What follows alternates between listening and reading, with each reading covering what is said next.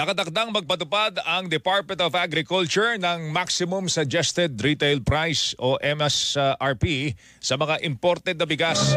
Ayon kay Agriculture Secretary Francisco Chu Laurel Jr., posibleng ipatupad po ito bago matapos ang Enero.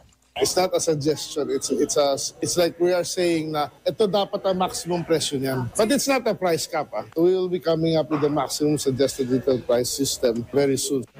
Kung maipapatupad po ito, hindi dapat lalagpas sa itinakdang maximum suggested retail price ang presyo ng imported na bigas sa mga pamilihan. Makikipagpulong pa umano ang DA sa iba pang ahensya gaya po ng Department of Trade and Industry, Bureau of Internal Revenue at Department of Interior and Local Government para sa iba pang mga detalye gaya po ng kung magkano ang itatakdang MSRP at kung ano ang pananagutan ng mga hindi susunod.